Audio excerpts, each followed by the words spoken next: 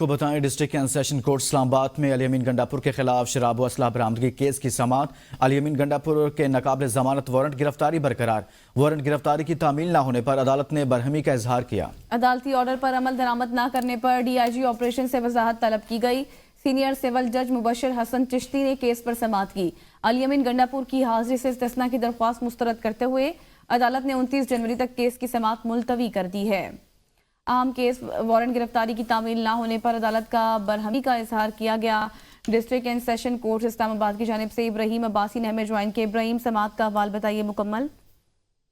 जी बिल्कुल, district and session court Islamabad में अली अमीन गंडापुर के खिलाफ शराब और असला बरामदगी केस के हवाले से बड़ी अहम पेशरफ जो हुई है। अली अमीन गंडापुर के नकाब जमानत वारंट गिरफ्तारी जो है वो बरकरार रखे हैं अदालत ने। और वारंट गिरफ्तारी के तामील न होने पर अदालत का जो है वो इजहार बरहमी है।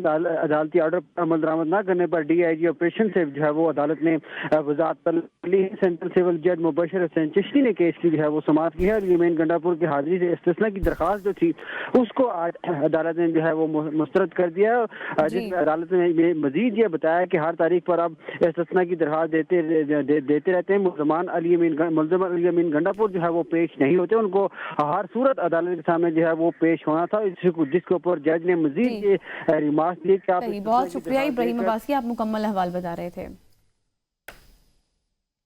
बेंचेस के इख्तियारात का केस मुकर्रर ना करने पर तौहीन अदालत केस। जस्टिस मंसूर अली शाह की सरबराही में 2 रुकनी बेंच ने समाअत कल तक मुलतवी कर दी है। सीनियर वकील मुनीर ए मलिक और हामिद खान को अदालती मुआवन भी मुकर्रर कर दिया गया। दौरान समाअत रजिस्ट्रार सुप्रीम कोर्ट अदालत के सामने पेश हुए। अदालत ने इस्तफसार किया, बताएं अदालती हुक्म के बावजूद केस मुकर्रर क्यों ना हुआ। रजिस्ट्रार ने बताया कि यह केस आईनी बेंच का था, गलती से रेगुलर बेंच में लग गया था। जस्टिस अकील अब्बासी ने कहा, अगर यह गलती थी तो अरसे से जारी थी, अब इदराक कैसे हुआ। जस्टिस मंसूर अली शाह ने इस्तफसार किया, प्रैक्टिस एंड प्रोसीजर कमेटी का इस मामले पर इजलास कैसे हुआ। क्या कमेटी ने खुद इजलास बुलाया या आपने दरखास्त की। रजिस्ट्रार सुप्रीम कोर्ट ने कहा, हमने कमेटी को नोट लिखा था। जस्टिस मंसूर अली शाह ने कहा कि जब जुडिशल ऑर्डर मौजूद था तो नोट क्यों लिखा गया। अदालती इस्तफसार पर रजिस्ट्रार ने कमेटी को भेजा गया नोट पेश कर दिया। रजिस्ट्रार ऑफिस को नोट रजिस्ट्रार के मौक़िफ़ से मुतज़ाद निकला। जस्टिस मंसूर ने कहा कि इस नोट में गलती का इदराक तो नहीं किया गया। आपको आम खबर से मुतल्लिक़ आगाह कर रहे हैं, मुकम्मल सवाल का हवाल बता रहे हैं। अदालत ने केस की समाअत कल तक के लिए मुलतवी कर दी है।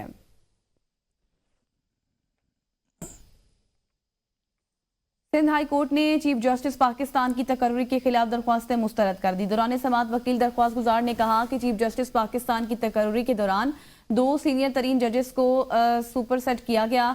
स्पेशल पार्लिमानी कमेटी ने सीनियर जजेस को बगैर वजूहात दिए बाईपास किया है। जस्टिस जफर राजपूत के इस्तफसार पर वकील दरख्वास्त गुजार ने बताया कि सीनियर तरीन जज को चीफ जस्टिस पाकिस्तान बनाया जाता था। जस्टिस जफर राजपूत ने कहा कि पहले की बात ना करें, वो पुराने आइन के तहत होता था। क़याम पाकिस्तान से पहले जो तरीक़ाकार था वो पाकिस्तान बनने के बाद नए आइन में तब्दील हुआ। पार्लियामेंट की हिकमत को कैसे चैलेंज कर सकते हैं। कानून में कहाँ लिखा है कि सीनियर तरीन जज को मुंतखब ना करने की वजूहात दी जाएं। आइन के आर्टिकल 175(3) दोबारा पढ़ें। हाई कोर्ट में जजेस को ड्रॉप करने की वजूहात देनी होती हैं। चीफ जस्टिस पाकिस्तान के लिए आइन की स्कीम में ऐसी कोई बात नहीं है। और पंजाब में पतंगबाजी पर मुकम्मल पाबंदी आयद कर दी गई है, जबकि खिलाफ वर्जी पर सख्त सजाएं होंगी। पंजाब असम्बली ने पतंगबाजी पर मुकम्मल पाबंदी का बिल मंजूर कर लिया। पंजाब में पतंगबाजी की ममानियत का तरमीमी एक्ट 2024 में मंजूर किया गया है। पंजाब में पतंगबाजी नाकाबिल जमानत जुर्म करार दिया गया है। खिलाफ वर्जी पर कम अज कम 3 साल से 7 साल तक कैद की सजा होगी। पतंगबाजी तैयारी, फरोख्त और नकलो हमल पर 5 लाख से 50 लाख तक जुर्माना होगा। पाबंदी का इतलाक पतंगों, धाती तारों, नायलून की डोरी, तंगी और इसके साथ साथ पतंगबाजी के मकसद के लिए तेज धार मांझे के साथ तमाम धागों पर होगा। पतंगबाजी से मुतल्लिका मवाद की तैयारी और नकलो हमल पर मुकम्मल पाबंदी होगी। पतंग उड़ाने वालों को 3 से 5 साल कैद या 20 लाख जुर्माना या दोनों होंगे। खबर दें आपको कराची से। कराची नॉर्थ कराची में नन्हे सारेम के मुबैना अगवा और कत्ल का केस। तफ्तीशी हुकाम ने पोस्टमार्टम के दौरान हासिल किए गए नमूने DNA लैब पहुंचा दिए। तफ्तीशी ज़राए के मुताबिक 20 से ज़ायद सैंपल्स कराची यूनिवर्सिटी की फॉरेंसिक लैब को फराहम किए गए हैं। फॉरेंसिक रिपोर्ट आने में 4 से 5 रोज का वक्त लग सकता है। फॉरेंसिक रिपोर्ट की रोशनी में ही नन्हे सारिम की वजह मौत का दुरुस्त तयन हो सकेगा। बैतुन्नाम अपार्टमेंट में सर्च ऑपरेशन के दौरान हासिल सैंपल्स की भी फॉरेंसिक जांच जारी है। तफ्तीशी ज़राए का दावा है कि नन्हे सारिम की लाश 5 रोज से ज्यादा पुरानी नहीं थी। सारिम की तशद्दुज़दा लाश 18 जनवरी की सुबह गुमशुदगी के 11 रोज बाद वाटर टैंक से मिली थी।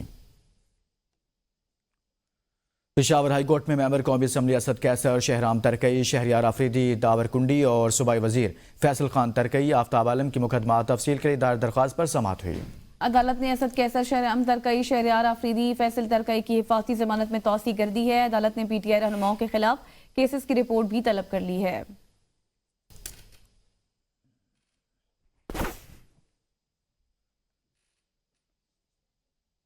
खबरों के सिलसिले को आगे बढ़ाएं। खबर दें आपको, डोनाल्ड ट्रंप अमेरिका के 47वें सदर बन गए हैं। डोनाल्ड ट्रंप ने कैपिटल हिल में अपने ओहदे का हलफ उठा लिया। नायब सदर JD वेनिस ने ओहदे का हलफ लिया है। चीफ जस्टिस जॉन रॉबर्ट्स ने इनसे ओहदे का हलफ लिया है। अमरीकी सदर के हलफ उठाने के बाद उन्हें तोपों की सलामी भी पेश की गई। तकरीब में साबिक अमरीकी सदर Barack Obama, George W. Bush और उनकी अहलिया बिल क्लिंटन और उनकी अहलिया ने शिरकत की। वाशिंगटन DC में शदीद सर्दी के बाद 40 साल बाद हलफ बर्दारी की तकरीब इंडोर हुई। डोनाल्ड ट्रंप दूसरी बार व्हाइट हाउस पहुंच गए। अमेरिका के 47वें सदर का हलफ उठा लिया। ट्रंप ने हलफ के बाद खिताब में कहा कि हमारी ताकत का इजहार सिर्फ जंगें जीतने में नहीं, अमन कायम करने में ही होगा। मैं सुलह कराने और मुत्तहिद करने वाला अमरीकी सदर हूँगा। उन्होंने मरीख पर इंसानी मिशन भेजने का भी ऐलान किया। हलफ बर्दारी के बाद सदर ट्रंप को तोपों की सलामी दी गई। मजीद देखते हैं ये रिपोर्ट। इस हवाले से आपको बताएं कि कोर्ट के चीफ जस्टिस जॉन रॉबर्ट्स ने इनसे हलफ लिया। उनसे पहले नायब सदर JD वेनिस ने ओहदे का हलफ उठाया। वाशिंगटन के कैपिटल एरिना 1 में ट्रंप के एजाज में शानदार तकरीब का इनेकाद किया गया। नए सदर को गार्ड ऑफ ऑनर पेश किया गया।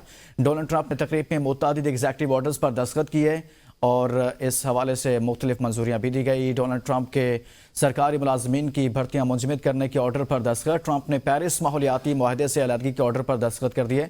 बाइडन का 2030 तक इलेक्ट्रिक कारों की फरोख्त का हदफ 50% तक करने का ऑर्डर मनसूख। डोनाल्ड ट्रंप ने मसनूई जहानत की पॉलिसी से मुतालिक जो बाइडन का ऑर्डर मनसूख कर दिया। सबसे पहले अमरीकी हमारी अवलीन पॉलिसी होगी। अमरीकी सदर डोनाल्ड ट्रंप का हलफ के बाद खिताब, कहा कि अमरीका के सुनहरी दौर का आगाज हो गया है। साबिका हुकूमत दुनिया भर में महंगी मुहिमात करती रही, लेकिन अमेरिकों और उनके मफादात का तहफ़्फ़ुज़ करने में नाकाम रहे। हम अपनी खुद मुख्तारी दोबारा हासिल करेंगे, कानून की बालादस्ती और मुल्क का तहफ़्फ़ुज़ यकीनी बनाएंगे। अमरीकियों के लिए आज का दिन आज़ादी का दिन है। डोनाल्ड ट्रंप ने अपने खिताब में कहा, कसम खाता हूँ अमरीका को दोबारा अजीम तर बना दूंगा। 8 साल मुझे जिन मुश्किलात का सामना रहा, अमरीकी तारीख में किसी को नहीं रहा। मुझे खुदा ने अमरीका को अजीम बनाने के लिए महफूज रखा। अमरीका पहले से ज़्यादा मजबूत मुल्क बनेगा। सिंध हाई कोर्ट के आईनी बेंच ने बरसर रोड के इलाके में वाक़ रिहायशी इमारत में कमर्शियल सरगर्मियों के केस की आम समाअत की है। अदालत का गैर कानूनी सरगर्मी में मुलव्विस अनासिर के खिलाफ कानून के मुताबिक कार्रवाई करने का हुक्म दिया गया। अदालत ने कहा कि जिन अफराद ने कानून की खिलाफ वर्जी की है, मुकदमात दर्ज करके कानूनी कार्रवाई शुरू की जाए। अदालत ने SPCA और दीगर मुतल्लिका इदारों से 2 हफ्तों में रिपोर्ट तलब कर ली है। सिंध हाई कोर्ट के आईनी बेंच ने कमर्शियल सरगर्मियों के केस की समाअत की है। सिंध हाई कोर्ट के आईनी बेंच ने इस हवाले से अहम केस से मुतल्लिक समाअत की है। अदालत का गैर कानूनी सरगर्मियों में मुलव्विस अनासिर के खिलाफ कानून के मुताबिक कार्रवाई का हुक्म सामने आया है।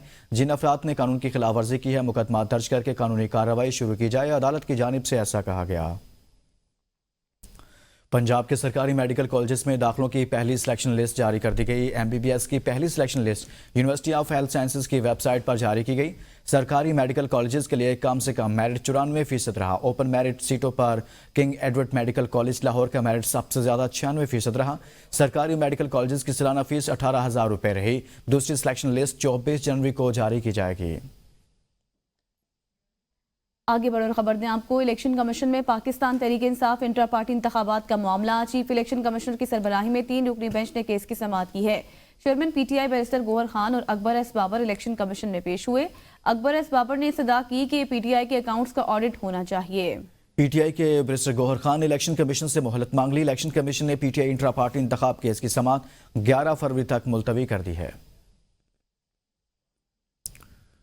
Chairman PTI barrister Gohar Ali Khan का कहना है कि PTI वाहिद पार्टी है जिसने इंट्रा पार्टी इंतखाबात कराए। PTI के इंट्रा पार्टी इंतखाबात का सर्टिफिकेट जारी नहीं किया जा रहा। इंट्रा पार्टी इंतखाबात के खिलाफ 5 दरख्वास्त गुजारों ने इंतखाबात में हिस्सा ही नहीं लिया। अगली समाअत पर इलेक्शन कमीशन को जवाब देंगे। तहरीक इंसाफ का निशान बानी PTI हैं। जबकि चीफ इलेक्शन कमिश्नर की तकर्री के लिए उमर अयूब ने स्पीकर को खत लिखा। शिबली फराज ने चेयरमैन सेनेट को पार्लिमानी कमेटी की तश्कील के लिए खत लिखा है। जब तक नए चीफ इलेक्शन कमिश्नर नहीं आते, आनी तौर पर यही काम जारी रखेंगे।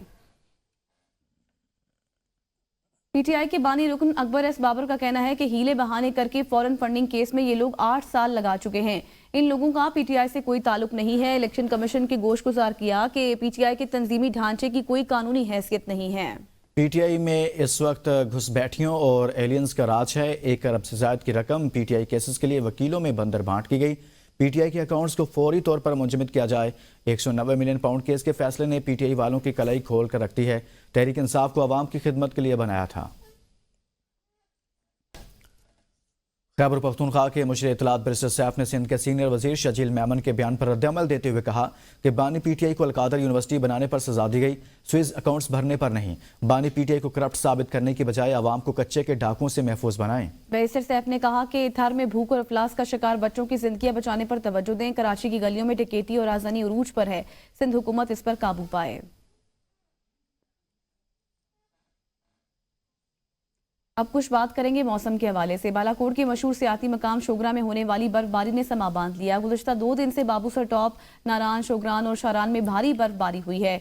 बर्फबारी से हर सू सफेदी फैल गई है। मुल्क भर से बर्फबारी देखने के शौकीन सयाहों के शोगरा में डेरे, शोगरा में सयाह बर्फबारी से लुत्फ अंदोज हो रहे हैं। इस हवाले से आपको बताएं कि बर्फबारी से हर सू सफेदी फैल गई है। खूबसूरत मंजर है, सयाह खूब लुत्फानंदोज हो रहे हैं। मुल्क भर से बर्फबारी देखने के शौकीन सयाहों के शोगरा में डेरे हैं। बालाकोट के मशहूर सयाती मकाम शोगरा में होने वाली बर्फबारी ने समा बांध दिया। बिजली सार्फिन को 1 साल में बिलों की ज्यादा किस्तों की सहूलत दिए जाने का इम्कान। नेपरा ने बिलों की एकसाथ के लिए कंज्यूमर सर्विस मैनुअल में तरमीम की भी तजवीज़ दे दी। नेपरा ने किस्तों की सहूलत डिस्कोस को रेवेन्यू ज़रूरियात के मुताबिक देने की तजवीज़ दी है। नेपरा ने कंज्यूमर सर्विस मैनुअल में तरमीम के लिए 7 रोज में आरात तलब कर ली हैं। इस हवाले से आपको आगाह करें कि आरात तलब की गई हैं। नेपरा ने किस्तों की सहूलत से मुतलिक नेपरा ने कंज्यूमर सर्विस मैनुअल में तरमीम के लिए 7 रोज में मुतलका इदारों से आरात तलब की हैं।